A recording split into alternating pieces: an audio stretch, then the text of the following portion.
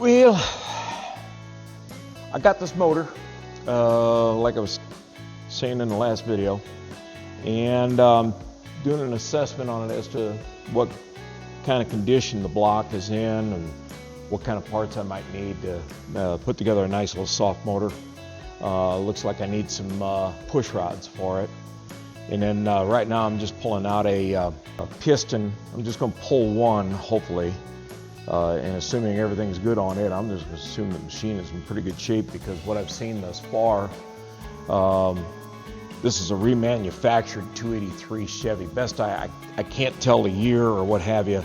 I don't know if the stampings were all ground off, but looked at the, there we go. Well, bearings look like they're in good shape.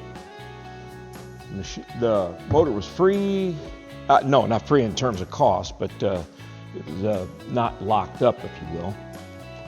And we'll pull this piston here. Like I say, the rod bearing I just looked at looked in good shape. The end of the cylinders have about 0.0015, so that's 1.5 thousandths. Yeah, 1.5 thousandths of ridge ring to it. Here's my model 2000 rod remover, piston remover.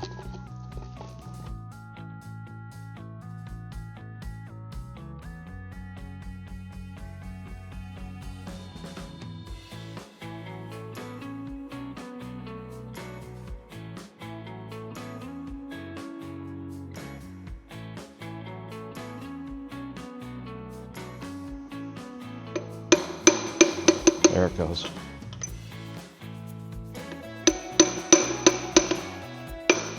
There it is. All right, hopefully that won't be that difficult to get back in there. On the top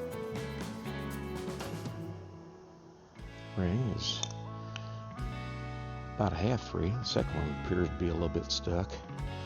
Look how they're clocked together. You see that they're both in about the same location, so we'll talk a little bit about that when putting this guy back together. Oil ring seems to be nice and free. That's a good sign. So hopefully we can get these guys freed up and get them where they need to go. Now let's get these wood fibers out of here.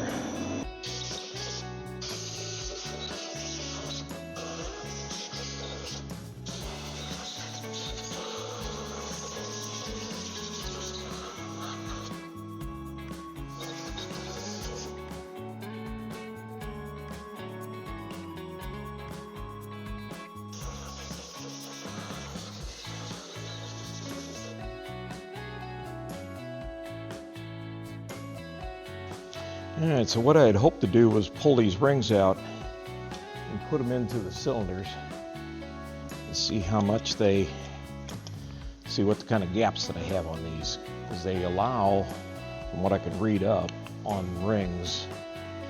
Alright, about here I started talking about ring gap and the dialogue was completely wrong. So what they spec is 0.004 times the bore for the top piston ring, and 0.0045 to 0.005 times the bore for the second. So that equates to about 15 for the top and 20 for the second piston compression ring. And then about 0.015 for all the oil scrapers that'll be on the bottom or the third row of rings. So again, my dialogue was completely wrong through here, so therefore the need for this voiceover. Appreciate your patience with me on this, because there's other decisions that I made that actually went awry as well, or I changed my mind on later. So, all right, I said we'd talk about clocking. These guys are all lined up at about the same location. The oil ring looks like it's clockable still, and what they do is they put that front and back 180 out to each other. Then they put the compression rings, top one is on the non-thrust side, so on a clockwise motor, it would be this side you put the top one on, and on this side you put it out toward the outside. And then the second ring, you make it 180 for that, goes on the opposite side. So everything's free in here. The wrist pins are, you know, pressed onto the rods, but able to free float on the piston itself. That's good. I don't like that I'm seeing rings that are locked up. I probably should take everything apart.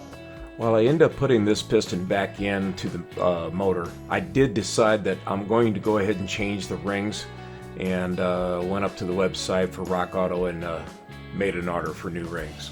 Otherwise, everything seems, like I say, to be pretty well within spec. Let's take a look while we got this down at the crank on a 283. That rod journal should be right at 2 inches, it says.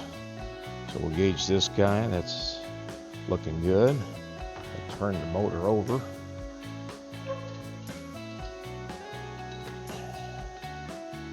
Take a look at that guy there.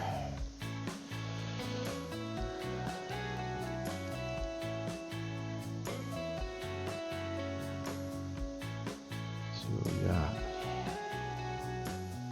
All right. We're at 2.78.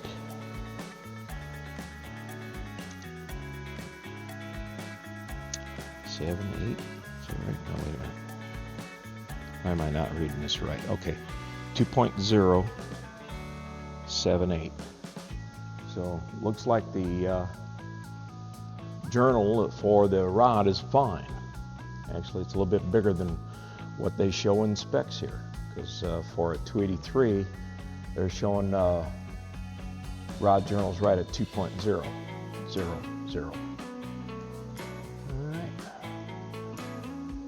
Yeah, like I say, everything looks to be in pretty good shape. Don't feel any gouges, bends, or anything like that in there. So I'm just gonna put that piston back in. We're gonna call it a day on looking at this, and I'm not gonna put any rings or. Let's get a ring compressor and put this piston back in. That noise was the cam about ready to fall out, so I'll take care of that after I turn the motor back over again. In fact, let me just do that right now. There it is, back in place. All right, and I'll put a finger on the front of that, so I don't allow that to happen again. Don't want to mess up those cam bearings. They're very easy to score, mess up, and what have you, and I've done it before, so let's not do that again. So at this point I realized that the video was really running long, and I had enough content to actually divide this off into about 3 different shorter videos. So I just kind of put stuff away, and we'll just call it a day for now. Thanks again, folks, for watching. I appreciate it. We will catch up with you next time with more work on this engine. Bye.